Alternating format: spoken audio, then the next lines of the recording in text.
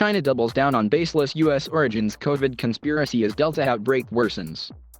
The wholly unfounded theory, which claims the virus may have been leaked from a U.S. Army lab, has been repeatedly promoted by Chinese officials and state media since March last year. But over the past week, Beijing has doubled down on the conspiracy, mobilizing its diplomats and vast propaganda apparatus to call for a World Health Organization investigation into the U.S. Army Medical Research Institute of Infectious Diseases at Fort Detrick, Maryland. The campaign comes after Beijing rejected WHO's proposal for a second phase probe into the origins of COVID-19 last month. The study would include audits of laboratories and markets in Wuhan, the original epicenter of the pandemic. That has drawn the ire of Beijing, with a top Chinese health official accusing WHO of disregarding common sense and defying science. WHO released an initial report from its COVID origins study in China in March, concluding the lab leak theory was extremely unlikely. But a growing number of Western nations and scientists have questioned the thoroughness of the original report, accusing China of withholding access to complete, original data and samples. In late May, U.S. President Joe Biden ordered American intelligence agencies to redouble efforts to look into how the coronavirus originated, including the possibility it emerged from a lab accident. The intelligence community was required to report back to Biden in 90 days. Since then, no smoking gun has emerged to support the lab leak theory, and many scientists continue to believe the virus is more likely to have jumped naturally from animals to humans. For now, senior intelligence officials say they are genuinely split between the two theories. Beijing has emphatically rejected the idea the coronavirus could have been leaked from a lab in Wuhan, alleging that Washington is attempting to politicize its origins. And yet at the same time, it is also aggressively pushing a counter-lab leak conspiracy theory without any scientific evidence. Last month, the state-run Global Times started a campaign calling for people to sign an open letter to WHO demanding an investigation into the Fort Detrick lab. The letter, which only requires a single click online to sign, has since gathered 25 million signatures. At a news conference last week, Chinese Foreign Ministry spokesman Zhao Lijian called for WHO to investigate both the Fort Detrick lab and a laboratory at the University of North Carolina, helmed by leading U.S. coronavirus expert Ralph Derrick.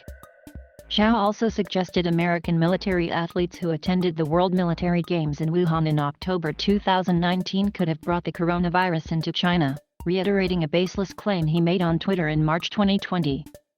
China's state broadcaster CCTV, meanwhile, aired a 30-minute report this week titled The Dark Inside Story of Fort Detrick. On Weibo, China's heavily censored version of Twitter, a hashtag related to the report was the top trending topic on Tuesday morning. It has since been viewed 420 million times.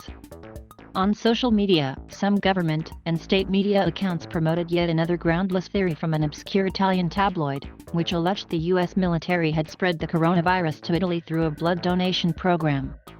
Damning evidence. The coronavirus entered Europe from Fort Detrick via a U.S. Army blood donation program. Read the headline of the widely read story posted by the Communist Youth League, the youth branch of China's ruling Communist Party. The concerted propaganda push has further fanned nationalist fury against the U.S.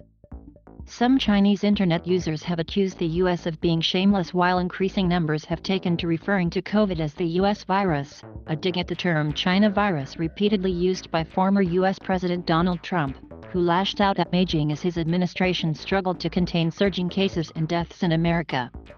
Beijing's renewed focus on Fort Detrick comes amid the rapid spread of the highly contagious Delta variant across China. Since July 20th, the spiraling outbreak, the worst in more than a year, has infected more than 500 people in dozens of cities, placing millions of residents under lockdowns and triggering mass travel restrictions. The Delta outbreak is posing a major challenge to China's much-heralded zero-tolerance approach toward infections, and some prominent Chinese public health experts have suggested the country will eventually need to switch to a new strategy and learn to coexist with the coronavirus.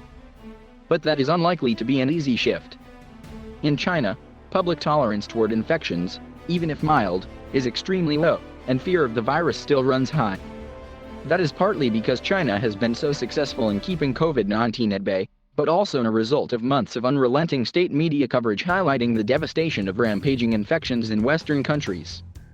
Since China contained its initial outbreak, Beijing has repeatedly blamed local flare-ups on the import of coronavirus from abroad, either through air passengers, frozen food, or other goods. The source of the latest outbreak, for instance, has been linked to a flight from Russia. And with the heightened focus on Fort Detrick, the conspiracy theory has just provided another target for those who want to play the blame game. US-China friendship at the Olympics. Between the trade war, military tensions, and coronavirus finger-pointing, it's been a rough few years for US-China relations. But the Tokyo Olympics has allowed athletes from both countries to demonstrate what their governments haven't for years: friendship. On Tuesday, Chinese gymnasts Guan Qianchen and Tang Zijing won gold and silver respectively in the women's balance beam final, while US gymnastics star Simone Biles claimed bronze. Both Chinese gymnasts are first-time Olympic medalists. The win was particularly significant for Guan as the 16-year-old identifies Biles as her hero, according to her biography on the Games website. After the results were announced, a beaming Biles embraced Guan. Her US teammate and all-around Olympic champion Sunisa Lee, who had loudly cheered on Guan during her routine, also hugged Guan. Afterward, Lee posted on Instagram that she was so proud of Guan, and retweeted a video of Guan's dismount from the beam, captioned, "I love her." The enthusiastic celebration and the warmth exchanged between the teams, so rarely seen now as US-China relations and public sentiment sour, quickly went viral online. "We feel the same. This is what it means," tweeted the official Chinese Olympic Committee, along with a heart emoji and a photo showing the celebration between the four athletes. Even the nationalist Chinese tabloid Global Times chipped in, saying in an article Lee's sincere and joyous reaction touched viewers around the world. And many on the Chinese social media platform Weibo praised Biles and Lee for their sportsmanship, arguing the kind of camaraderie they shared with Guan and Tang embodies the true spirit of the Olympics. No matter where you are from, what race you belong to, what beliefs you have, people in international society should unite together, making human life better, said one Weibo user, according to state media. "I see that hope at the Olympic Games. These athletes give us a good example." Chinese regulators eye unruly online fans and pop culture shows as their next crackdown targets. Chinese internet and media regulators are pledging to come down hard on unhealthy online fan groups as supporters of pop star Chris Wu took to social media to vehemently defend him against allegations of rape. The Central Commission for Discipline Inspection, the ruling Chinese Communist Party's disciplinary watchdog, said Thursday that the Cyberspace Administration of China, the internet regulator, has shut down 1,300 fan groups, disabled 4,000 online accounts, and removed more than 150,000 toxic remarks in a recent crackdown against unhealthy celebrity fan culture. The chaos in celebrity fan clubs, exposed by the Chris Wu incident, reflects that bad fan culture has reached a critical moment that must be corrected, the agency said, adding that fan club culture is crazy and devil-possessed. "We must cut off the black hand of the capital and curb the wild growth of the entertainment industry," the agency said. China's National Radio and Television Administration, the country's top media regulator, has added to the scrutiny on celebrity media culture, saying earlier this week that it would spend a month clamping down on celebrity variety shows that it accused of cultivating star worship. Wu, one of China's biggest pop stars, was detained earlier this month by Beijing police.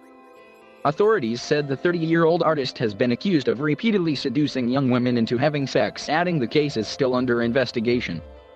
His once wildly popular social media accounts, including a Weibo account with more than 51 million followers, have been taken down.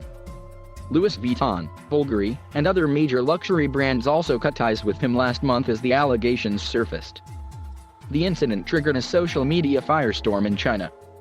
Many on social media voiced support or expressed thanks to a woman who, posting last month under the verified handle Dumeishu, alleged she was sexually assaulted by Wu when she was 17.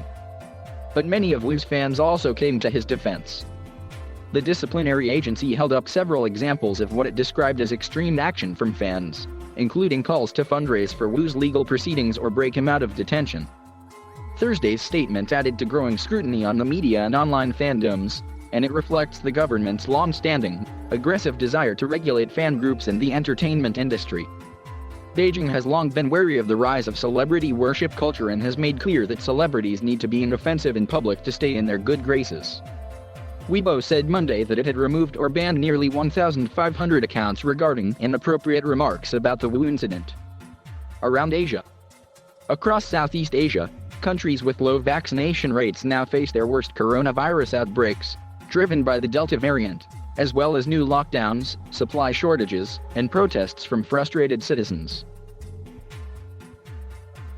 At least 17 people were killed and more than a dozen injured after lightning struck a wedding party on a boat in Bangladesh. Australian Olympians returning home have been criticized for being loud and disruptive after drinking too much on the plane, including throwing up in the bathroom and leaving the toilet inoperable all flight. Australia will create a $280 million reparations fund for the stolen generations in 3 territories, Indigenous children who were forcibly removed from their families during the country's colonial period, which has caused lasting intergenerational trauma. The alleged rape and murder of a 9-year-old girl, who belonged to one of India's most oppressed castes, has prompted a judicial inquiry into the incident, after 5 days of protests in the national capital.